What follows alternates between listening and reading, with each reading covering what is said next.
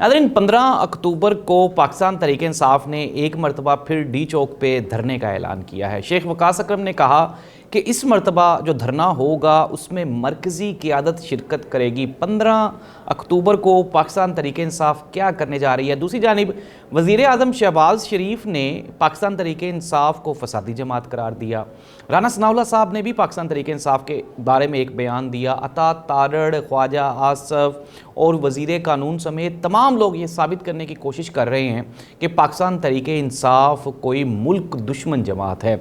नाज़रीन, इमरान खान के साथ मुलाकातों का सिलसिला रोक दिया गया है। इवन के इस्लामाबाद हाई कोर्ट ने भी जो उनके साथ मुलाकात की अगली तारीख है उसको भी 17 अक्टूबर तक पेंडिंग कर दिया है। पाकिस्तान में आने वाला हफ्ता सियासी तब्दीलियों का पेश खैमा है। पाकिस्तान तहरीक इंसाफ, मुस्लिम लीग नून, पाकिस्तान पीपल्स पार्टी, मौलाना फजलुर रहमान, आइनी तरमीम, डी चौक धरना और पाकिस्तान में शंघाई ताउन की तंजीम क्या सूरत हाल इख्तियार करेगी, इन तमाम टॉपिक्स पे बात करेंगे हम आज के प्रोग्राम में।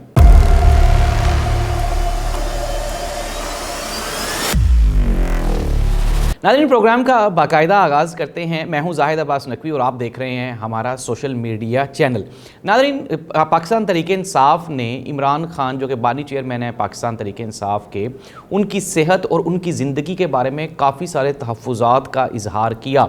अगर हम बात करें शेख वकास अकरम जो कि पाकिस्तान तहरीक इंसाफ के इंफॉर्मेशन सेक्रेटरी हैं, उन्होंने कहा कि 15 अक्टूबर को अगर इमरान खान से 15 से पहले मुलाकात ना करवाई गई, उनकी सेहत और उनकी ज़िंदगी के बारे में ताज़ा तरीन ख़बर ना आई, तो हम धरना देने जा रहे हैं डी चौक पे एक मरतबा फिर। और उन्होंने ये भी कहा कि इस धरने को दूसरे जो गुज़श्ता धरने हैं उनसे ये इसलिए मुख्तलिफ होगा कि दूसरे धरनों में सिर्फ KPK से क़यादत आ रही थी, लेकिन अब की बार हम पूरे पाकिस्तान की जो हमारी तंजीम है उसको मोबिलाइज़ कर रहे हैं और सब के सब इस्लामाबाद आएंगे और इसमें हमारी मरकज़ी क़यादत भी शिरकत करेगी। शेख वकास अकरम ने साथ ही साथ ये भी कहा कि अगर हुकूमत हमें 15 अक्टूबर से पहले बानी चेयरमैन पाकिस्तान तहरीक इंसाफ उनसे मुलाकात करवा देती है, उनके वकला को और उनकी फैमिली को, तो हम इस पे नज़रसानी करेंगे। अदरवाइज़ हम कुछ भी नहीं देखेंगे कि 15 अक्टूबर को इस्लामाबाद में क्या होने जा रहा है। नाज़रीन, मैं आपको बताता चलूं कि 15 अक्टूबर से पाकिस्तान में शंघाई ताउन की तंजीम, जिसमें चाइना, रशिया और इसके अलावा सऊदी अरब जैसे बड़े ममालिक शिरकत कर रहे हैं, इंटरनेशनल डेलीगेशन इस्लामाबाद आ रहे हैं। हुकूमत का ये कहना है, हमारे वज़ीर आज़म शहबाज शरीफ साहब ने कहा कि डी चौक पे इससे पहले भी एक धरना दिया गया जिसमें पाकिस्तान की इकॉनमी सबूतास हो गई। अब एक मरतबा फिर पाकिस्तान तरक्की करने जा रहा है, तो पाकिस्तान तहरीक इंसाफ एक मरतबा दोबारा फिर इस तरक्की को रोकना चाहती है। राना सनाउल्लाह साहब ने कहा कि पाकिस्तान तहरीक इंसाफ एक फसादी जमात है, इंतशारी जमात है, इनको किसी भी किस्म की इजाज़त नहीं देंगे। जो हमारे वज़ीर इत्तलाआत हैं अता तारड़ साहब, उन्होंने भी कहा कि पाकिस्तान तहरीक इंसाफ को पाकिस्तान की तरक्की एक आंख नहीं बाती।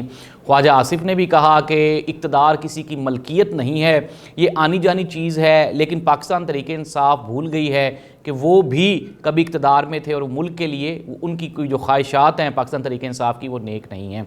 नाज़रीन, अब मैं आपको देता हूँ ट्विस्ट। इसमें ट्विस्ट क्या है? ट्विस्ट ये है कि अनडाउटेडली आप ये देखें कि 15 अक्टूबर से इस्लामाबाद में बड़ी पर्सनैलिटीज़ आ रही हैं, चाइना, रशिया और दूसरे जो सरबराहान हैं, हुक्मरान हैं, वो आ रहे हैं। ऐसी सूरत हाल में हुकूमत की रिस्पॉन्सिबिलिटी बनती है, ज़िम्मेदारी बनती है कि वो दूसरी तमाम सियासी जमातों, ख़ुसूसन पाकिस्तान तहरीक इंसाफ जो कि पाकिस्तान की सबसे बड़ी सियासी जमात है, उनको अपने साथ क्लू में लें। और ऐसी सूरत हाल में जब आपके मुल्क में एक इतनी बड़ी कॉन्फ्रेंस होने जा रही है, तो आपने बानी चेयरमैन पाकिस्तान तहरीक इंसाफ इमरान खान की साथ मुलाकातों पे पाबंदी लगा दी है। जिस बंदे ने भी ये आपको मशवरा दिया है वो पाकिस्तान का दोस्त नहीं हो सकता। अब हम आ जाते हैं कि जी क्या पाकिस्तान तहरीक इंसाफ पाकिस्तान की दोस्त है या नहीं है। आप मुझे ये बताएं, घर में आग लगी हो और आप कहें जी कि मैं बड़ा पुरअमन शहरी हूँ और मैंने ये आग नहीं बुझानी, तो इट मीन्स दैट आप पुरअमन नहीं हैं, आप वफ़ादार नहीं हैं, लॉयल नहीं हैं। बानी चेयरमैन इमरान खान के साथ जेल में क्या हो रहा है ये अब आपको मैं बताता हूँ। हुकूमत की तरफ से और जो जेल सुपरिटेंडेंट है उसकी तरफ से एक बयान आया कि जी इमरान खान की ना ही तो उनका सेल बदला गया है और ना ही उनके साथ कोई तब्दीली की गई है, एज सच वैसी ही फैसिलिटीज़ हैं। लेकिन ये तो वो कह रहे हैं ना जिन्होंने इमरान खान के ऊपर कातलाना हमला करवाया, जिन्होंने इमरान खान को 1.5 साल से बिला वजह जेल में रखा हुआ, यानी कि हुकूमत वक्त।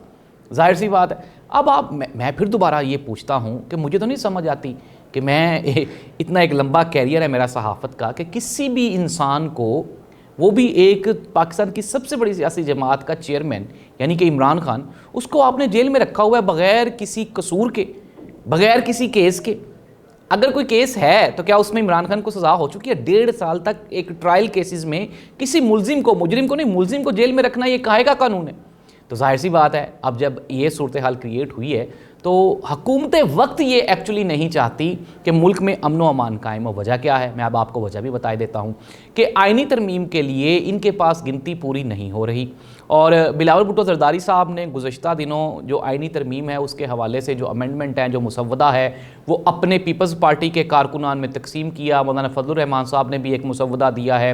اب آئینی عدالت یا آئینی بینچ، پاکستان پیپلز پارٹی آئینی عدالت کہتی ہے، مولانا فضل الرحمان صاحب آئینی بینچ کہتے ہیں۔ اور جو جناب بلاول بھٹو زرداری صاحب نے جو پاکستان پیپلز پارٹی نے مسودے میں ترامیم کی، اس میں انہوں نے موقف اختیار کیا کہ فرد واحد کی حکمرانی نہیں ہونی چاہیے۔ سپریم کورٹ آف پاکستان میں تمام جو ججز کی تقرری اور تبادلے ہیں اس میں حکومت وقت اور ہماری جو لاء منسٹری ہے وہ اور ججز ان سب کو مل کے فیصلے کرنے چاہیے۔ کیا ججز کو سیاسی معاملات میں مداخلت کرنی چاہیے یا نہیں کرنی چاہیے؟ یہ میرا سوال ہے، تو اس کا جواب ہے بلاول بھٹو زرداری صاحب کی طرف سے نہیں۔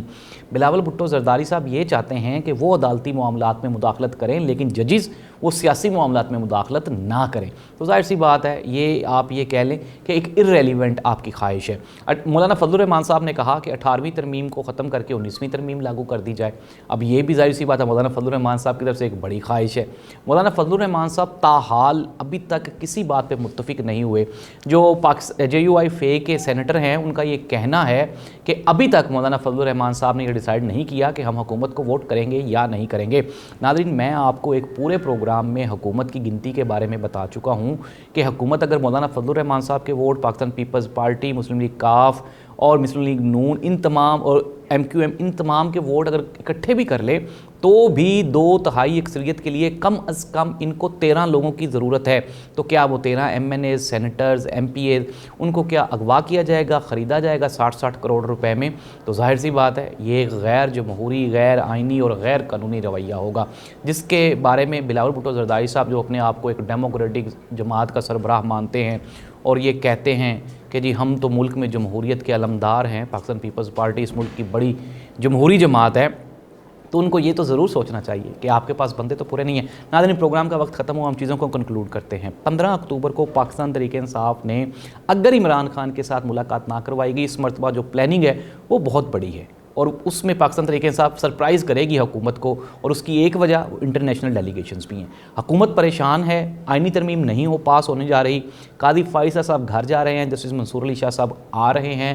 جسٹس منصور علی شاہ کے آنے کا مطلب ہے کہ حکومت کی الٹی گنتی شروع ہو گئی، پاکستان پیپلز پارٹی اور مسلم لیگ نون کے پریشان ہونے کا وقت ہوا چاہتا ہے۔